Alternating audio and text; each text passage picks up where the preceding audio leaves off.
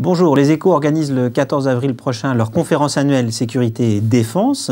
Cette année, on parlera beaucoup de sécurité, puisque la menace n'est pas seulement extérieure, cette année, elle est aussi intérieure. Et pour en parler aujourd'hui, j'ai le plaisir d'accueillir Laurent Giovacchini, qui est le directeur général adjoint de Sopra Steria. Alors, ça fait un peu plus d'un an que ces deux SS2I sont devenus une seule. Juste en quelques mots d'introduction, comment s'est passée la fusion? Où est-ce que vous en êtes aujourd'hui en termes de périmètre? Bonjour David, bien la fusion s'est bien passée. C'était pas évident, ça n'allait pas de soi. Quand on parle de fusion entre égaux, on est quelquefois un peu sceptique. Eh bien, l'intégration des équipes s'est parfaitement bien déroulée. Nous avons même obtenu des résultats très prometteurs en 2015, avec notamment une assez forte croissance en France, où l'essentiel des enjeux d'intégration étaient situés. Et aujourd'hui, Sopra Steria, c'est un chiffre d'affaires de 3,6 milliards d'euros. C'est 38 000 personnes présentes dans 20 pays. Et c'est un véritable leader de la transformation numérique en Europe. Alors, la question qui nous anime aujourd'hui, c'est celle de la sécurité et de la défense. Sopra Steria, c'est un groupe qui sert finalement toutes les industries. Vous n'êtes pas monoproduit, vous êtes sur tous les fronts de l'actualité économique. Qu'est-ce que vous pesez dans le secteur de la défense et de l'aéronautique, un peu au sens large? Vous avez raison de dire que nous servons plusieurs secteurs de marché, pas tous d'ailleurs. 8 grands secteurs de marché. La banque, le secteur public, l'aérodéfense sécurité, l'énergie, les transports, les télécommunications, les assurances et puis la distribution. Alors dans le secteur aéronautique, défense et sécurité, Sopra Steria pèse 700 millions d'euros. C'est l'un des 3 premiers secteurs d'activité du groupe qui s'est encore renforcé en octobre dernier avec l'acquisition auprès d'Airbus de sa filiale Simpa, spécialisée dans les services de PLM, c'est-à-dire tout ce qui est conception, fabrication, maintien en service des grands investissements, des grands produits que sont les avions, les bateaux, mais aussi les centrales nucléaires ou les investissements ferroviaires. Alors, cette année, on va mettre l'accent, lors de cette conférence Sécurité et Défense, je disais, un peu plus sur le volet sécurité que défense. Comment est-ce que vous voyez un petit peu évoluer la menace en tant qu'observateur? Est-ce qu'on est dans un monde très mouvant? Qu'est-ce qui a changé? Pourquoi est-ce qu'on aurait besoin de s'adapter? Qu'est-ce qui bouge en ce moment? La révolution numérique, Sopra Steria est bien placée pour en parler. Elle est au cœur des enjeux de sécurité publique aujourd'hui. La menace, elle évolue et elle se renforce.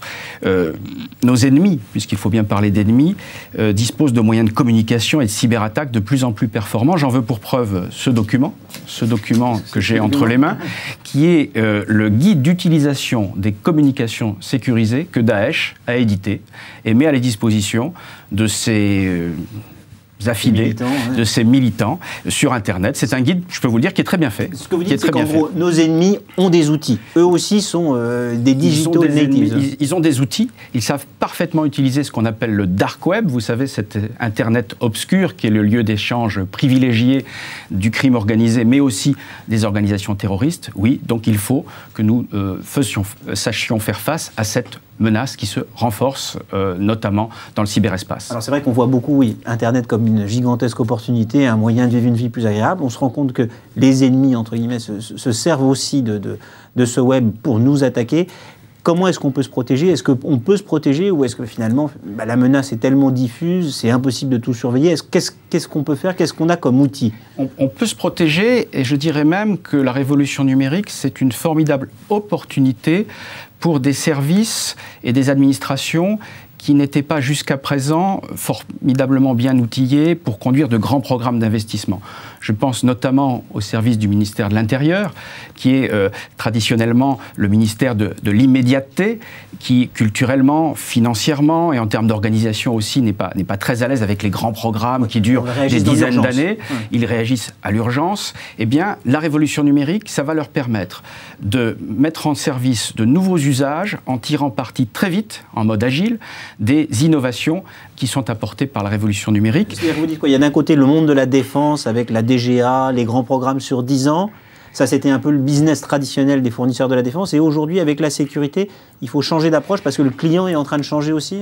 Le client défense va aussi devoir s'adapter à la révolution numérique. Nous proposons en ce moment même à la DGA et au ministère une façon de conduire les programmes de systèmes d'information assez radicalement différente de ce qu'elle était il y a encore quelques années. Mais pour ce qui est des services du ministère de l'Intérieur ou du ministère de la Justice, pour ne citer que, nous pensons que l'on peut aller beaucoup plus vite. Par exemple, en utilisant ce qu'on appelle le Big Data Analytics, les technologies d'analyse des grands volumes de données, nous avons ainsi nos data scientists et puis nos experts métiers ont mis en œuvre en quelques mois des dispositifs qui permettent d'exploiter très rapidement et beaucoup mieux que par le passé, le fichier des empreintes génétiques, par exemple, ou encore d'analyser dans des délais très courts les dossiers judiciaires qui sont pourtant de plus en plus complexes, de plus en plus internationaux. Alors on parle beaucoup de data obésité, on a l'impression qu'effectivement, on va plus savoir quoi faire de toutes ces datas. Les grands groupes du marketing, les spécialistes des produits de grande consommation ont fait du big data